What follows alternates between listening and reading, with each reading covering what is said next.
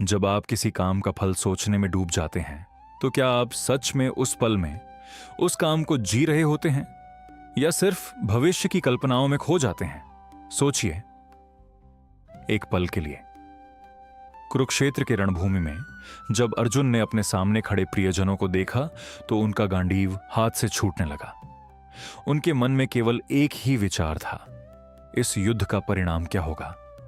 मैं कैसे जीतूंगा? मेरे अपने मरेंगे तो क्या होगा?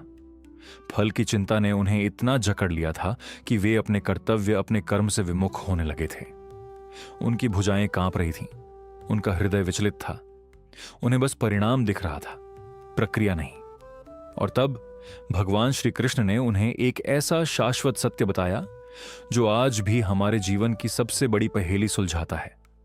उन्होंने कहा, आपका अधिकार केवल कर्म करने पर है, उसके फलों पर कभी नहीं। इसका अर्थ यह नहीं कि आप परिणाम की इच्छा न करें, इच्छा स्वाभाविक है। इसका अर्थ यह है कि परिणाम की आसक्ति में, उसके मोह में इतना ना फंस जाए कि आपका वर्तमान कर्म ही प्रभावित हो जाए।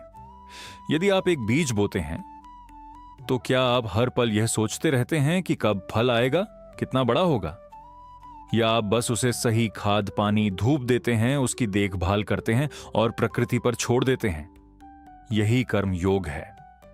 आप अपना 100% प्रयास करें, ईमानदारी से करें और फिर फल को ईश्वर पर छोड़ दें। एक बार एक शिष्य ने अपने गुरु से पूछा, गुरुदेव, मैं इतनी मेहनत करता हूं पर कभी कभी परिणाम वैसा नहीं आता जैसा मैं चाहता हूं। मेरा मन अशांत रहता है। गुरु ने मुस्कुराकर कहा, वत्स, तुम्हारी मेहनत तुम्हारा कर्म है और परिणाम तुम्हारी अपेक्षा। अपेक्षाओं का बोझ अक्सर कर्म के आनंद को छीन लेता है। सोचो, यदि तुम बिना किसी उम्मीद के केवल अपना कर्तव्य निभाओ तो हर क्षण कितना हल्का और स्वतंत्र महसूस करोगे। इस चिंतन से ही हम मानसिक शांति प्राप्त करते हैं। हमें यह समझना होगा कि कुछ चीजें हमारे नियंत्रण में हैं और कुछ नहीं। हमारा प्रयास हमारे नियंत्रण में है, लेकिन परिणाम में अनगिनत बाहरी कारक शामिल होते हैं। तो आज के व्यस्त जीवन में आप इसे कैसे लागू कर सकते हैं?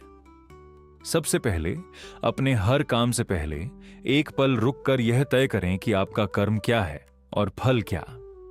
अपने प्रयासों पर ध्यान केंद्रित करें, परिणामों पर नहीं।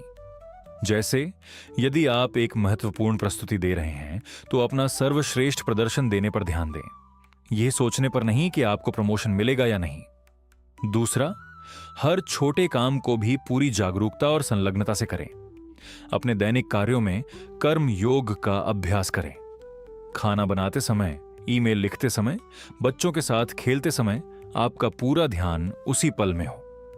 तीसरा, सप्ताह के अंत में अपनी प्रगति की समीक्षा करें। यह देखें कि आपने कितनी ईमानदारी से प्रयास किया, क्या सुधार कर सकते थे, लेकिन परिणाम के लिए खुद को दोष न दें। परिणाम का मूल्यांकन करें पर उससे अपनी पहचान न जोड़ें। जब हम फल की चिंता से मुक्त होते हैं तो हम सचमुच उस कर्म को जीना शुरू कर देते हैं। हमारे भीतर एक ऐसी शांति, ऐसी ऊर्जा का संचार होता है जो हमें किसी भी चुनौती का सामना करने की शक्ति देती है। परिणाम हमेशा वैसा नहीं होगा जैसा आपने चाहा, लेकिन आपकी आंतरिक शांति हमेशा आपकी अपनी होगी। यदि यह विचार आपके हृदय को छू गया है तो हमारे चैनल को सब्सक्राइब करें और इस वीडियो को दूसरों के साथ साझा करें। अगले वीडियो में हम चर्चा करेंगे समय का सदुपयोग और मन की चंचलता पर।